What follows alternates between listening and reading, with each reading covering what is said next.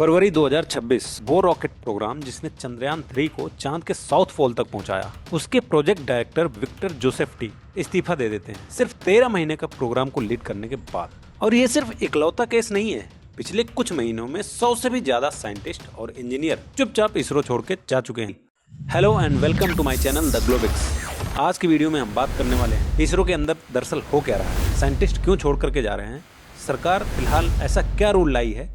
तो चलिए शुरू करते हैं। पहले हुआ क्या है ये समझना बेहद जरूरी हो जाता है। 14 जुलाई 2026 को डिपार्टमेंट ऑफ स्पेस यानी DOS ने, जो कि इसरो को कंट्रोल करता है, इसने एक मेमोरेंडम जारी किया और सीधे इसरो के सबसे बड़े सेंटर्स को ये कहा कि क्रिटिकल मिशंस जैसे गगनयान या फिर और कोई स्ट्रेटेजिकली इंपॉर्टेंट मिशन है जो उन पर वैज्ञानिक काम कर रहे हैं, अब इनके रिजिग्नेशन या वॉलंटरी रिटायरमेंट रूटीनली अप्रूव नहीं होंगे। हर एप्लीकेशन अब सीधे डिपार्टमेंट ऑफ स्पेस के पास जाएगी और यहाँ पर फाइनल डिसीजन लिया जाएगा कि इन्हें इसरो से छोड़ना है या नहीं। अब यहाँ ये समझना ज्यादा जरूरी हो जाता है कि 2020 में सरकार ने एक डिसीजन लिया कि इसरो के सेंटर डायरेक्टर्स और हेड्स को ये पावर दी जाए कि वो खुद साइंटिस्ट या फिर इंजीनियर एजी लेवल के इनको रिजिग्नेशन या फिर वॉलंटरी रिटायरमेंट अप्रूव कर सके। यानी अगर कोई भी साइंटिस्ट या फिर इंजीनियर अगर इसरो छोड़ना चाहता है तो वो अपने सेंटर डायरेक्टर से परमिशन लेकर के छोड़ सकता है। लेकिन अभी जुलाई में क्या हुआ कि सरकार अपने ही डिसीजन को पलटते हुए मेमोरेंडम लेके आई है, जिस पर उसने साइंटिस्ट और इंजीनियर्स के एग्जिट को यानी कि उनके रिटायरमेंट को स्ट्रिक्ट बना दिया है। ऐसा इसलिए हुआ है क्योंकि पिछले कुछ महीनों में 100 से ज्यादा इसरो के कर्मचारी संस्था छोड़ चुके हैं। सबसे ज्यादा जो डिपार्चर्स हुई हैं वो बेंगलुरु के UR राव सैटेलाइट सेंटर और तिरुवनंतपुरम के विक्रम साराभाई स्पेस सेंटर से। अब यहाँ खास बात यह है कि जो लोग इसरो छोड़ करके जा रहे हैं वो कोई जूनियर स्टाफ नहीं है। For example Victor Joseph T जैसे प्रोजेक्ट डायरेक्टर्स, वो लोग जिन्होंने साल दर साल इंस्टीट्यूशनल नॉलेज बनाई, propulsion, avionics, mission safety, system integration, ये एक्सपर्टीज रातों रात तो रिप्लेस हो नहीं सकती हैं क्योंकि इनके पास एक्सपीरियंस था। और ये सब उसी समय हो रहा है जब इसरो के पास 4 बड़े फ्लैगशिप मिशन हैं। गगनयान, इंडिया की पहली human space flight, Chandrayaan 4, lunar sample return, भारतीय अंतरिक्ष स्टेशन यानी अपना खुद का स्पेस स्टेशन, और मंगलयान 2।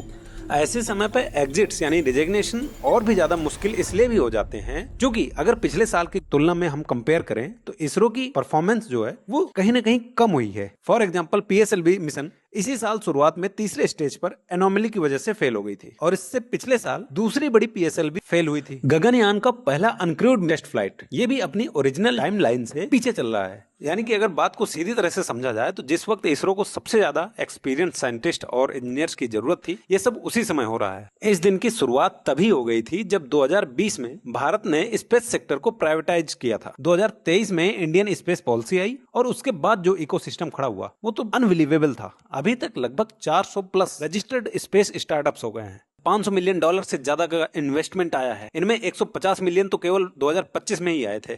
अब एक चीज समझने वाली यहाँ पे ये जरूर है कि ये जो प्राइवेट प्लेयर्स हैं, जिनमें कुछ खास नाम Skyroot Aerospace, Agnikul Cosmos, Pixxel, Bellatrix Aerospace, Dhruva Space, Digantara, ये अब सिर्फ स्टार्टअप नहीं है बल्कि इसरो के सबसे बड़े कॉम्पिटिटर भी बन चुके हैं। और मजेदार बात तो ये है, ये वही कंपनीज हैं जिन्हें इसरो ने खुद ही नर्चर किया है। अब देखो, पवन कुमार चंद्रा और नागा भरत डाका, इन्हीं दोनों ने स्काईरूट एरोस्पेस को फाउंड किया है। और पता है शॉकिंग क्या है, ये दोनों लोग इसरो के एक्स साइंटिस्ट हैं, यानी इन्होंने इसरो को छोड़ करके ये कंपनी बनाई। अग्निकुल कॉस्मोस, इस कंपनी के बोर्ड कमेटी से तो सीधे इसरो के पूर्व चेयरमैन डॉक्टर S सोमनाथ जी जुड़े हुए हैं। ऐसी बहुत सारी प्राइवेट कंपनीज है जिनसे कहीं ना कहीं इसरो का कनेक्शन है या फिर उनके साइंटिस्ट उसमें काम कर रहे हैं, इंजीनियर्स काम कर रहे हैं।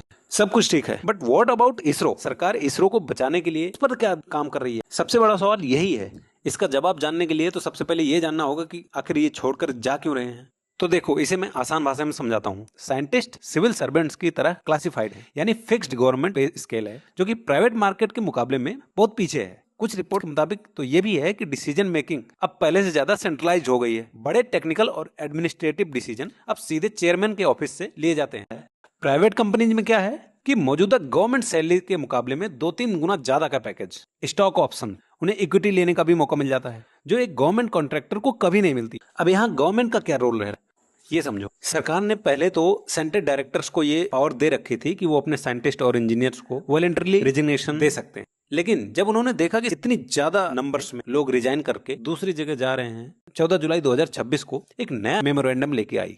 इसके हिसाब से इन्होंने अपना ये तर्क दिया है कि कोई क्रिटिकल मिशन जैसे Gaganyaan, human space flight mission हो गया, अगर इससे जुड़े कोई साइंटिस्ट या इंजीनियर्स हैं तो जब तक ये मिशन कंप्लीट नहीं हो जाता है उससे पहले उन्हें छोड़ने के लिए सेंटर डायरेक्टर्स को अपना रिकमेंडेशन दे करके रेजिग्नेशन जो है वो डायरेक्टरेट ऑफ स्पेस को फॉरवर्ड करना पड़ेगा और डायरेक्टरेट ऑफ स्पेस फर्दर ये डिसाइड करेगा कि इसको छोड़ना है या नहीं।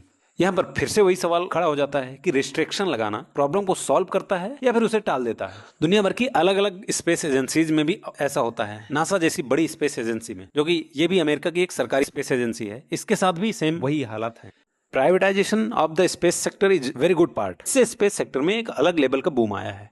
बट फिर से वही एक सबसे बड़ा सवाल खड़ा होता है कि क्या सरकार साइंटिस्ट को, इंजीनियर्स को रोकने के लिए कोई और रास्ता अपना सकती है, बजाय कि उनके एग्जिट का जो पॉलिसी है उसको और स्ट्रिक्ट बना दिया जाए। इस पर आप लोगों की क्या राय है, कमेंट बॉक्स में जरूर बताइएगा। Thank you.